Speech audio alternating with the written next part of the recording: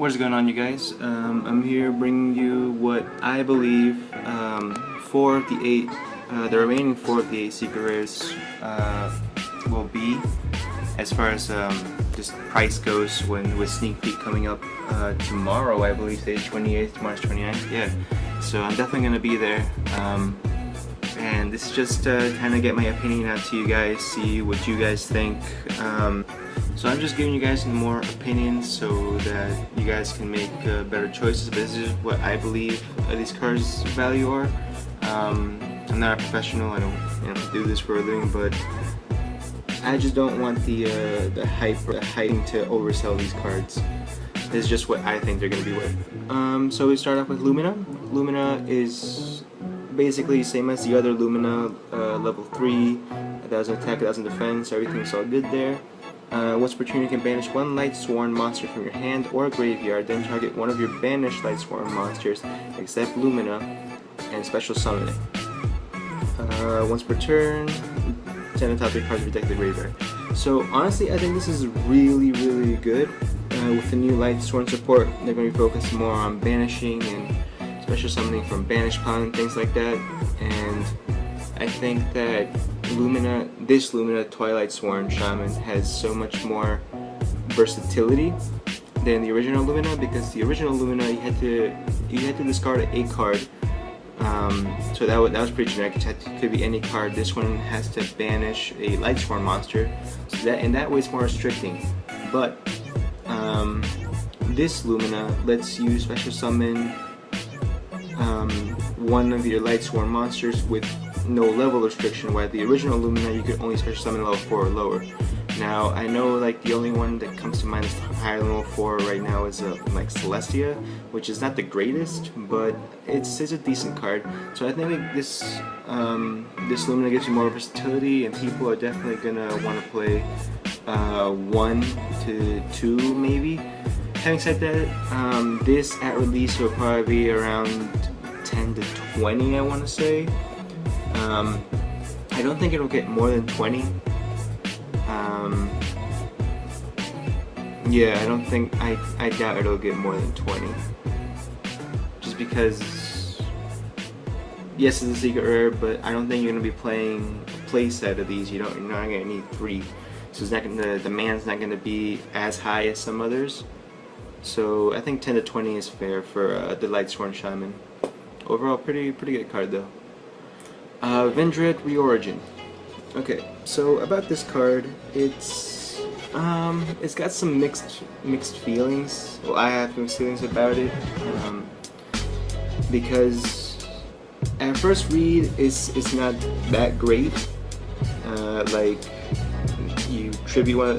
First of all, first thing that pops up is that it's very restricting, because you have to tribute a monster your opponent controls that has a level, so that instantly takes away links and Xyz, which Zodiac being very popular and links becoming more popular right now, it's going to be a huge thing. I don't think there's really any decks that like Synchro or Fusion Summon, they're really high up there. I mean, Invoke is it's pretty competitive, so I guess that one. But anyway, it's actually, I mean, at first read it does sound pretty restricting, but having looked through it a few more times is actually pretty good, because you can tribute, this is a trap card, you can activate during your opponent's turn, so you can basically just tribute one of their monsters in the middle of their combos while they're trying to go off and interrupt their combos that way, and on top of that you get a token. Of course that token's the 0 attack, 0 defense, but that disruption could actually prove to be very beneficial. Say your opponent summons the Gofu, right? Summon the Gofu, they get their 2 Link Spiders out, about to go into Tico Talker, you activate Vendread Reorigin, and they don't have to, then they just have a Link Spider on top of a Link Spider with no Gofu. So actually I think that should be a very good card. As far as price goes, let's see, it's hard to say, to be honest, because there's a lot of Vendread hype. people saying this is a really good archetype and everything. My locals, but I don't know if you're gonna be maxing out on it, so I'm probably gonna put caps at 25 for the sneak peek hype. It'll probably go lower around 15 to 20, but I think 25 is the most it'll go for. Maybe 30, but I think 25 is fair. It's a very good disruption card if you can manage to get it. I think the ritual monster is at level 6. So if you can tribute off, like if you're going up against True Draco, you tribute off any one of their like Dynamite. I think it's also a level 6. So if you tribute their Dynamite, you get a level 6 token. You can use that. So that's pretty good. So yeah, I think 25. It's like $30 actually. I think it's gonna be potentially a $30 card. Okay. Next is Gaia Saber the Lightning Shadow. That's probably the most disappointing name change. Like, I think it was the video night before, and that just sounded so cool. I don't understand why I need to change it to Lightning Shadow. Kind of sucks, but yeah. This should not be a Link 3. Let's just get that out of the way. First of all, you're gonna have to Link Summon this after you've already Link Summoned, because this one arrow down here is not helping anybody. These two could be useful, but Link 3, really? Like, most it should have been as Link 2. It has no effect. It's 2600, which is pretty big, but for Link 3 with no effect, I would expect it to have a higher attack. I mean, they could have given it an effect.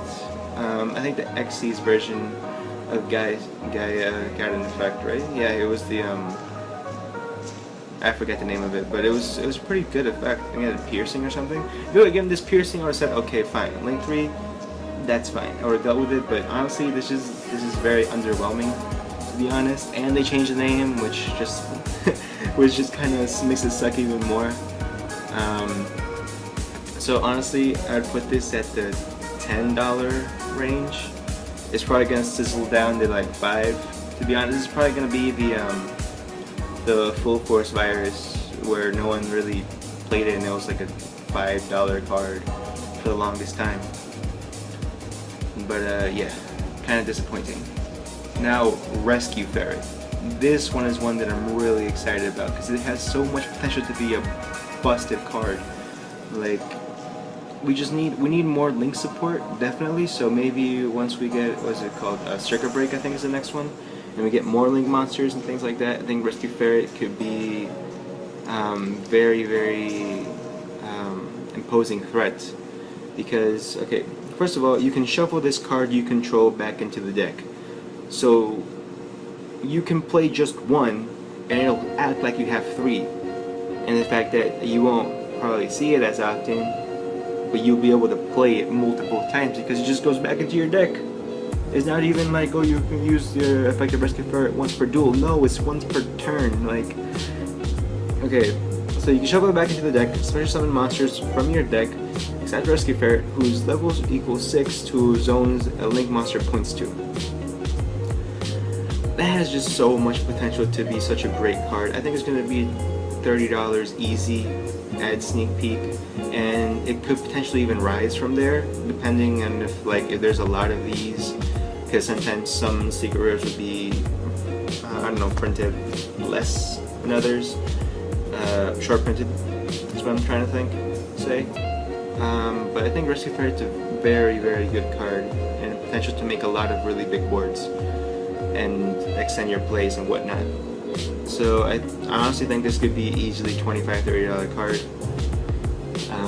Yeah, and I'm really excited for it. So that's going to conclude my evaluation of the 8 secret rares from COTD Duelist. I hope you guys enjoyed, and good luck to everyone going to the sneak peek tomorrow. Alright, good luck.